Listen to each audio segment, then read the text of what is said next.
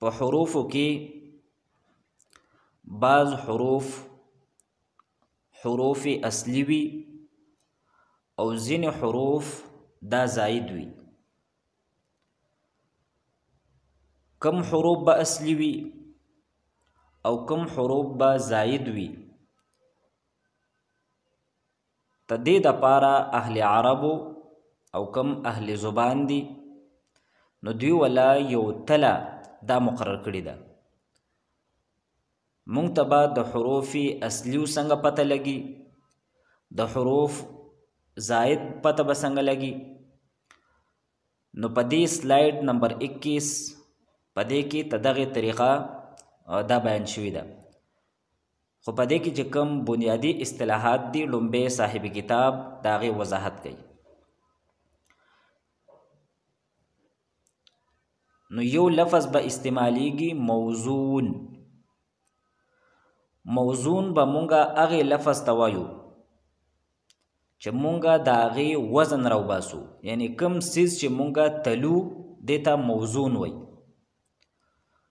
او د دې دپاره چې کومه تله وي نو دغې تلې ته میزان وایي. نو فرمائی موضوع وہ لفظ ہے جس کا وزن نکالا جائے، چې د هغې وزن دا راوباسلی کېږي. او میزان ان حرفوں کو کہتے ہیں جن کے ذریعے وزن نکالا جائے، چې د هغې په ذریعه باندې وزن دا راوباسلی شي. او هغه عرب درې حروف استعمالی: فا، عین او لام. عربی زبان کے کلمات کا فا، عین، لام کے ذریعے وزن نکالا جاتا ہے. اور وزن نکالنے کا طریقہ یہ ہے کہ موضوع کی شکل دیکھ کر میزان کو منتخب کرے، یعنی جو حرکات و سکانات موضوع پر ہے وہی میزان پر لگا دو. یو اهم خبر ادا کئی چې کله مونږه وزن کو، مونږه د یوې کلمې حروف صحیح د حروف اصلي او حروف زائد معلومو، نو هغې کې به مونږه د دې خبرې خیال ساتو چې کم موزون دی، یعنی د کم لفظ مونږه وزن کو. که په هغې کې 3 حروف دي نو مونږ به په میزان کې هم 3 حروف راوړو. که په هغې کې 4 حروف دي نو په میزان کې به هم مونږه 4 حروف راوړو. که په هغې کې 5 حروف دي نو په میزان کې به هم مونږه 5 حروف راوړو. او دغه شانتې په هغې باندې چې کم حرکات دي، یعنی که هلته په لومبي ټکي باندې زبر و نو دلته به مونږه دا کم میزان دی په دې کې به هم په لومبي ټکي باندې زبر راځي. که هلته په دریم ټکي باندې جزم و نو دلته به هم په میزان کې به هم په دریم ټکي باندې جزم وي. نو چې د دې خبرې خیال پکې وساتلی شي.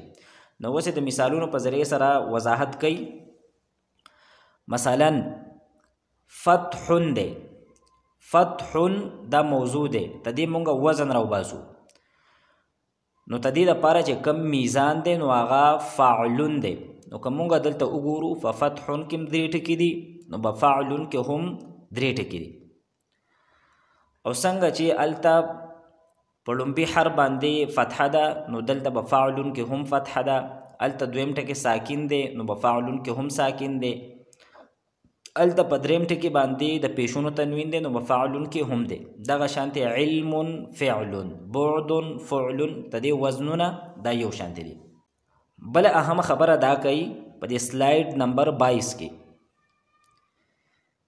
چې عربو حروف اصلي دا هغې حروفو ته وایي چې هغه د فا، عین او د لام کلمې په مقابله کې راشي. او کم حروف چې د فا، عین او د لام کلمې په مقابله کې نه وي نو هغې ته حروف زائد وایي. بیا بله اهمه خبره پکې دا ده چې کم حرف د فا کلمې په مقابله کې وي هغې ته به مونږه فا کلمه وایو. چې کم حرف د عین کلمې په مقابله کې وي هغې ته به مونږه عین کلمه وایو. او کم حرف چې د لام کلمې په مقابله کې وي نو هغې ته به مونږه لام کلمه وایو. او د دې نه علاوه چې کم حروف دي نو دا به زائد وي. مثلا علم کا وزن فعل اور عالم کا وزن فاعل ہے. نو پس مونږ که وګورو نو په علم کې 3 حروف دا اصلي دي ځکه چې دا د فا عین لام کلمې په مقابله کې دي.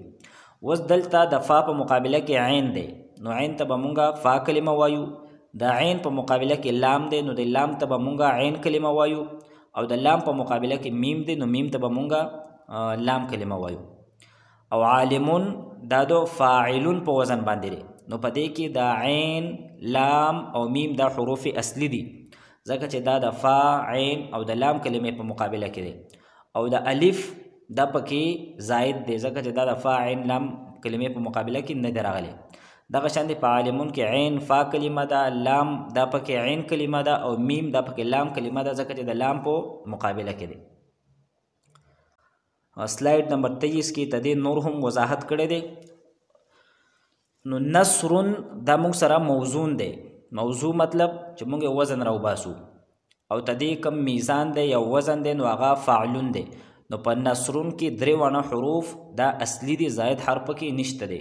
نون پکې فا کلمه ده، صاد پکې عین کلمه ده، او را پکې لام کلمه ده. عابد دا د فاعلون په وزن دی، عابد فاعلون. پدې کې د عین با او دال دا حروف اصلیه دي، او د الف دا پکې زائد دی ځکه چې دا د فا عین لام کلمې په مقابله کې نه دی. کاتبون دا د فاعلون په وزن باندې دی. نو که دلته مونږ وګورو نو کاف د فا په مقابله کې دی، او د عین په مقابله کې تا ده، او د لام کلمې په مقابله کې با ده. نو دا کاف تا با دا پکې حروف اصلي دي، او تدین علاوه چې دا کم 3 حروف دی الف واو نون دا پکې زائد دی. بل مثال ذکر کړی دی کریم بروزن فاعلون. نو دا کاف را میم، کاف را میم دا پکې حروف اصلي دي ځکه چې دا د فا عین لام په مقابله کې دي. کاف پکې فا کلمه دی، را پکې عین کلمه دی، او میم پکې لام کلمه دی، او دا یا دا پکې زائد دی ځکه چې دا تدې په مقابله کې نه دی راغلی. او کاتبون بروزن فاعلون کاف تا با پکې حروف اصلي دي، او د الف دا پکې زائد دی. نو دې ځای کې لومبۍ به دا خبره مونږه په ذهن کې یاد ساتو چې ثلاثي مجرد څه ته وایي. نو ثلاثي د ثلاث مطلب دی 3 او مجرد معنی ده صرف. نو د ثلاثي مجرد تعریف دا دی چې د هغې د فعل ماضي په لومبۍ صیغه کې صرف 3 حروف وي او 3 اصلي وي. ظاهره خبره ده چې 3 حروف وي نو 3 به اصلي وي، د فا عین لام کلمه په مقابله کې وي. نو ثلاثي مجرد دا به مونږ دې ته وایو چې د هغې د فعل ماضي معلوم په لومبۍ صیغه کې 3 حرفونه وي. نو په ثلاثي مجرد کې د فعل ماضي معلوم د هغې 3 وزنونه جوړیږي. یعنی کوم یو ثلاثي مجرد وي نو د هغې کومه فعل ماضي ده نو په هغې کې 3 وزنونه جوړیږي. د هغې لومبۍ صیغه ده یا به د فعله په وزني، یا به د فاعله په وزني، یا به د فعوله په وزني. فعله، فاعله، فعوله. کم اختلاف دی نو هغه عین کلمه کې راځي. په فعله کې په عین باندې زبر دی، ففاعله کې په عین باندې زیر دی، او ففعوله کې په عین باندې پیش دی. نو په ثلاثي مجرد د فعل ماضي معلوم کم وزن دی نو د هغې کم لومبۍ صیغه ده نو هغه به په دې 3 شکلونو کې وي، یا به د فعله په وزني، یا به د فاعله په وزني، یا به د فعوله په وزن وي. دغه شانتي د ثلاثي مجرد د فعل مضارع معلوم کوم لومبۍ صیغه ده د هغې هم 3 وزنونه دي، یا به د یفعلو په وزن باندې وي، یا به د یفعلو په وزن وي، یا به د یفعلو په وزن وي. اختلاف هم په عین کلمه کې راغلی.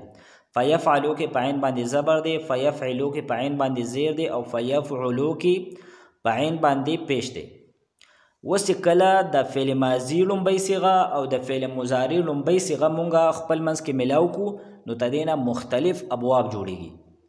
د فعل ماضي لومبۍ صیغه او د فعل مضارع لومبۍ صیغه چې مونږه ملاو کو نو تدې نه بیا مختلفو ابواب جوړیږي. عقلی طور باندې تدې نه 9 ابواب جوړیږي، لیکن کم د عربي لټریچر دی یا قرآن مجید دی، احادیث دی، د فقه کتابونه دي، نو په دې کې صرف په دغه 9 کې 6 ابواب دا استعمالیږي. دغه 9 څنګه جوړیږي؟ د فعل ماضي مونږ ویل چې 3 اوزان دي او د فعل مضارع هم 3 اوزان دي. نو 3 لچی په 3 کې ضرب ورکی نو دا ټول 9 جوړیږي. مثلا یو مونږه فعل راوالو د فعل ماضي لومبۍ صيغه او دغه شانتي د مضارع د 3 واسه ملاو کو نو مونږ سره به جوړ شي یو باب بشي فعل يفعل، دویم بشي فعل يفعل او دریم بشي فعل يفعل. فعل يفعل یو باب، دویم فعل يفعل او دریم شو فعل يفعل.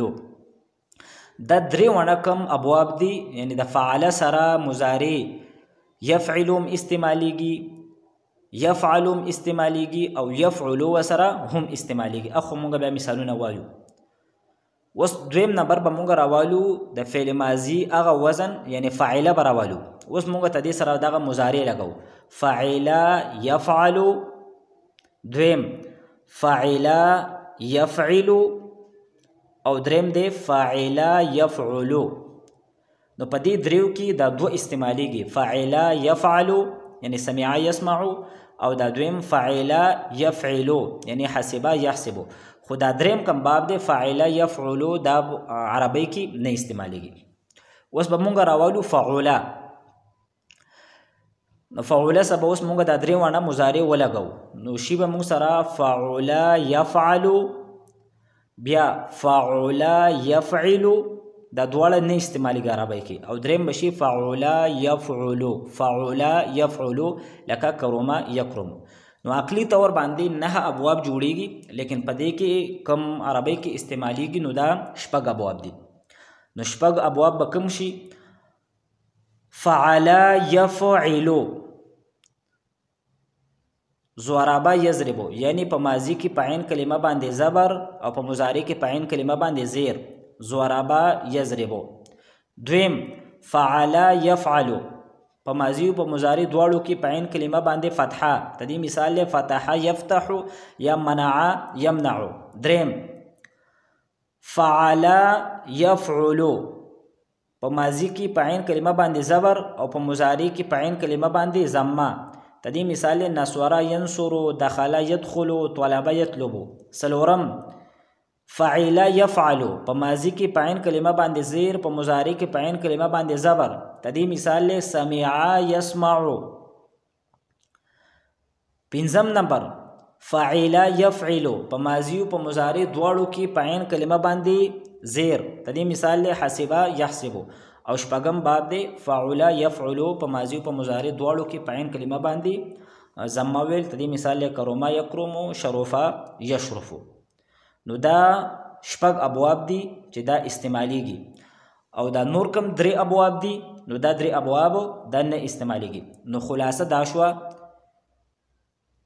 چې د ثلاثي مجرد 6 بابونه دي. د ثلاثي مجرد 6 بابونه دي، هغه مونږ ذکر کړل فعل يفعل، فعل يفعل، فعل يفعل، یا فعل يفعل، فعل يفعل او فعل يفعل. او دا مونږ داسې وایو یعنی یو باب دی ضرب يضرب، بل باب دی فتح يفتح، دریم باب دی نصر ينصر، سلورم دی سمع يسمع او پنځم دی حسب يحسب او شپږم دی کرما یکرم.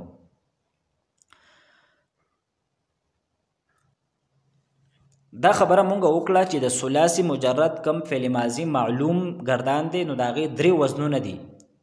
لومبۍ صيغه به یا د فعل په وزني لکه ضربا، نصورا، كتبا وغیره، یا به لومبۍ صيغه د فاعل په وزن وي لکه سمعا یا شربا، او یا به د فعل په وزن باندې وي لکه شرفا او کرما. البته د ثلاثي مجرد کم د فعل ماضي مجهول وزن دی نو هغه صرف یو وزن دی، یو، او هغه د فعل په وزن دی. فعل کوم لومبۍ صيغه ده هغه به د فعل په وزن باندې راځي، یعنی عین کلمه باندې به د همیشه د پاره زیر وي، زبر او پیش د پی نشي راتلی. او دا خبره مونږ وکړه چې د فعل ثلاثي مجرد کې د فعل مضارع معلوم هم 3 وزنونه دي، يفعل لك، يفتح، يمنع، یسمعو دغه شانتې نور. دویم وزن دی یفعلو لکه یضربو یجلسو وغیره. او دریم وزن دی یفعلو لکه یکرمو او یشرفو. البته کم مضارع مجهول وزن دی نو هغه صرف یو دی، د یفعلو په وزن به راځي. لومبۍ صیغه به د یفعلو په وزن راځي لکه یکتبو ینصرو یدخلو یطلبو وغیره.